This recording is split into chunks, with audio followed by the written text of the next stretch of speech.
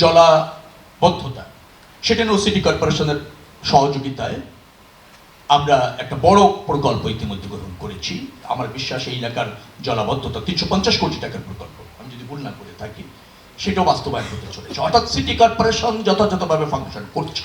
নির্বাচনের আগে এই এলাকায় এই লেকটিকে মনোরমভাবে সাজানোর একটা অঙ্গীকার আমার ছিল, এবং আমি এও বলেছিলাম যে এখানে লাইব্রেরি থাকবে, জিম থাকবে, ছেলেদের মেয়েদের আলাদা করে আমরা এখানে মননের চর্চা করব।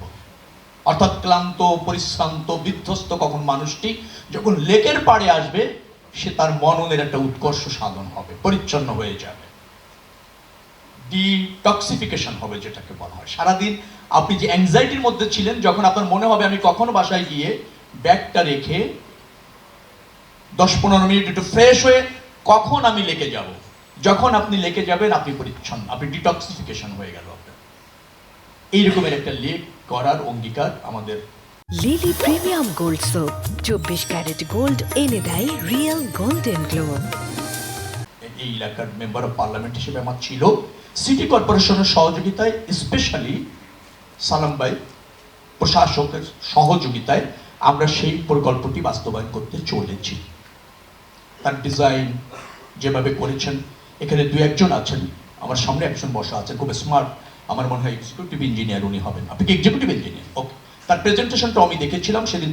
প্রাইম মিনিস্টার ওখানে ছিলেন, প্রধান বর্জ্য ব্যবস্থাপনা কর্মকর্তাও ছিলেন, প্রাইম মিনিস্টার, আমি, প্রশাসক সবাই মিলে আমরা আলোচনা করে মোটামুটিভাবে এটা চূড়ান্ত করেছি।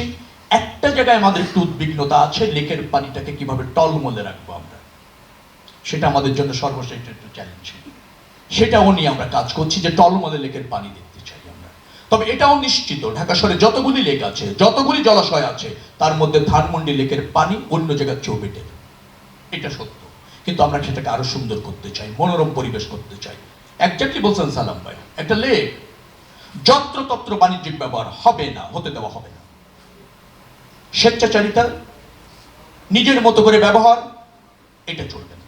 সামগ্রিক স্বার্থে, শৃঙ্খলার স্বার্থে আমি আবারও বলছি, এই লেকটাকে আমরা যে আদলে ডিজাইন করেছি, আমার যদি বুঝতে ভুল না হয়, আমরা ঝলমলে লেক করছি না, আমরা মনোরম, প্রশান্তিময়, ন্যাচারাল বিউটিফিকেশনের মধ্যে রাখতে চাচ্ছি।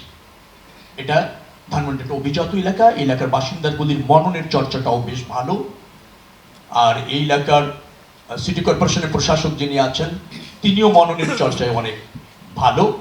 আমি মেম্বার অফ পার্লামেন্ট, রাজনীতিবিদ, মননের চর্চা বুঝি না, তবে ধারণ করতে জানি, কতটুকু আছে জানি না, কিন্তু আমি এটা ধারণ করি যে একজন মানুষ তার এলাকায় একটা প্রকৃতির সাথে কিছু সময় কাটাবে, সেই প্রকৃতির সাথে কাটানোর সময়টা আমি লেকের মধ্যে দিয়ে আপনাদেরকে এনশিওর